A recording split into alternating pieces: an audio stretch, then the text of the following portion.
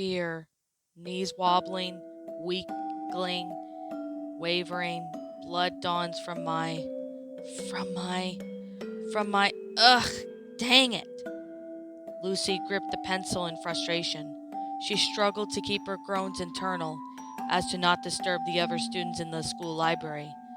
Said library was typically pretty peaceful in place, and Lucy often liked to spend time hanging out there after school. She could work on her poetry. On this day, the library was just as calm and serene as it usually was. It was the room 2 stories down the library that was creating the problem. Apparently, there was some sort of dancing going on in the school gymnasium that Lucy hadn't heard about. Not that she would have been interested even if she did. It was just the school DJ was playing the music at ear-splitting volumes, such as DJs won't usually do, and the din was driving Lucy up the wall. Every time she tried to write another line of her poem, that increasing monotonous thumpa beat would break her concentration. She could make out some of the lyrics of the abnormal EDM track that they were blasting. Moist and juicy, moist and juicy, moist and juicy, moist and mound, moist and juicy, moist and juicy, moist and juicy, juicy mound. Lucy shuddered with revulsion. She could write a better lyrics than that. What did people find catchy about the consistent droning repetition of one of the disgusting phrases? After about 15 minutes of trying to block out the noise, Lucy had heard enough. She was going to march down to that gymnasium and tell the DJ to turn it down. She didn't see much of a likelihood to success, but it was worth a try. She packed her notes and her backpack, left the library, and marched downstairs. As she descended down the stairwell, she could feel the handrail vibrating from the sheer volume of music. Why did DJs insist on playing their music that loud? Sure, she understood that it was loud enough for everyone to be in the room enough to hear it, but they did really have to be that deafening to the point where nobody in the vicinity could even hear themselves think? It was baffling. Once she reached the gymnasium, Lucy walked in to find it, expected jam-packed. The entire floor was engulfed by a mob of thriving, gratting grade schoolers, moving time to the blaring speakers up on the opposite side. Lucy cringed as she forced herself inside. The oppressive volume of the music and utter lack of space for her to breathe.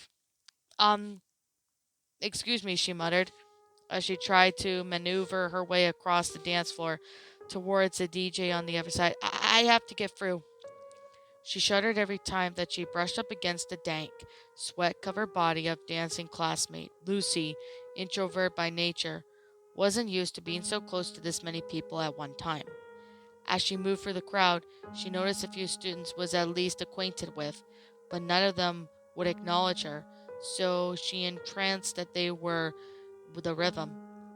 At long at last, she managed to cross the dance floor and arrived at the other side, but once she did, she was greeted with the sight that a set of turntables manned on by a basketball jersey-wearing DJ, who looked far too old to be working at the school lower dance. "Excuse me," Lucy said, in a voice that was barely audible in the dim of the music, "but you could please turn that music down. I can hear it from the library and it's distracting." Much to their surprise, the DJ seemed to acknowledge her as he turned their attention away from his turntables and towards her, giving her a good look in his eyes. They were pupilless, emitted from the eerie sapphire glow that cut through the darkness of the room. Though Lucy assumed that he was wearing some sort of fancy glow-in-the-dark contacts, it was harder for her to come up with an explanation of what he did next. Instead of answering her question, he began to lip-sync along with the song. It was then Lucy realized that she had been mishearing the song the entire time, and her blood ran cold as soon as she figured out what he was actually saying. "Join us, Lucy. Join us, Lucy. Join us, Lucy. Join us now. Join us, Lucy. Join us, Lucy. Join us, Lucy." Lucy loud. With her flight response triggered, Lucy whipped herself around the attention, making a mad dash towards the exit. Her path, unfortunately, was blocked by a crowd of dancers, who she noticed were no longer dancing. All of them were standing still, turned to her direction, lipping to the song, and leering at her with eyes that glowed at the same time, of a tint of blue as the DJ. Lucy hoped that they wouldn't actually pursue her, but that hope was quenched down as she saw some of them marching up towards her, their steps in perfect time with the beat. Frantically, Lucy tried to dash past them, but before she could make it past the crowd, someone latched their fingers onto her wrist and yanked her backwards. As she was trying to pry those clammy, sweaty fingers off her, another arm grabbed her shoulder, and yet another grabbed her by the waist.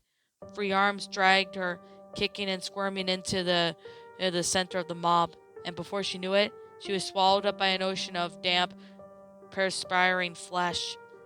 Lucy tried to push back as many of the rivering bodies, invading her personal space, but to no avail. It didn't help that she knew she heard them chanting, not just lipping, but vocalizing the lyrics of the song. "Join us, Lucy," was being echoed by what have been hundreds of voices around the room. Lucy could feel the air around her growing thinner, greedily sucked up and depleted by the dozens of forms surrounding her. She was trapped and she couldn't move. She couldn't even breathe. She couldn't. "I'll dance!" she shouted as loud as she could. "I'll join you. I'll dance."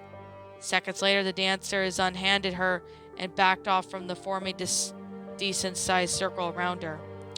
Lucy sighed, relieved at the sensation, having a bit of space to herself again, although her relief was a bit tempered by the bad fact that hundreds of eyes were still upon her.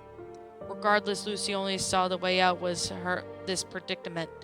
She walked up to the center of the circle, and after a deep breath, performed by only the dance steps she knew, or at least the only one she could perform well, she folded her hands behind her back and started bouncing up and down on her calves, letting the head bob up and down with each bounce.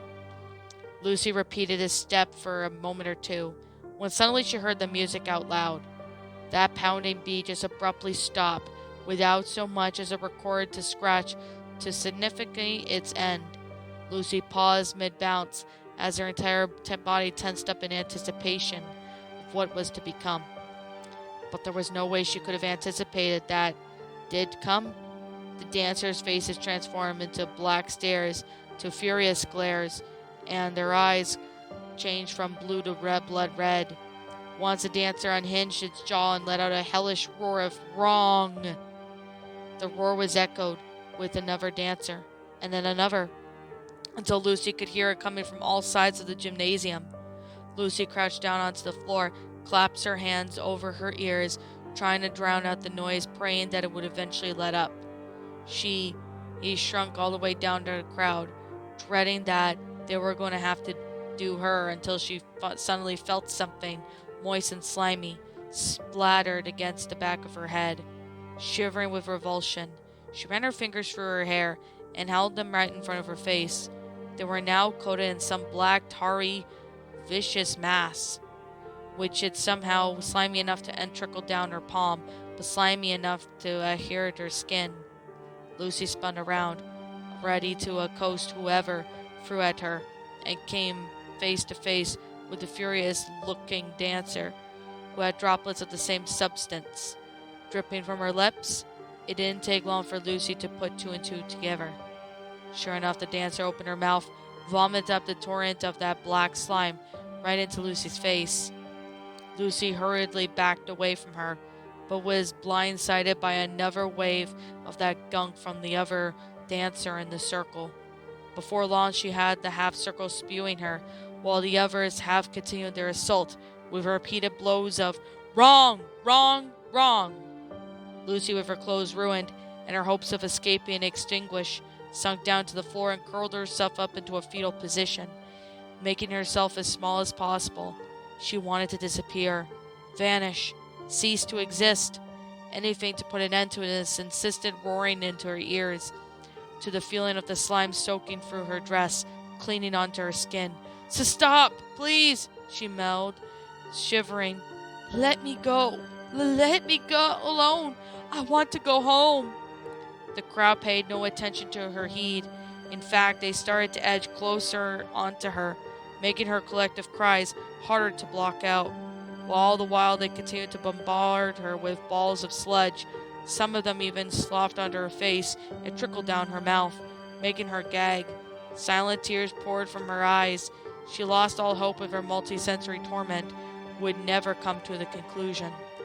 The sensation of the last one, blast of gunk, splattering against her back, was the last thing she felt before she woke up.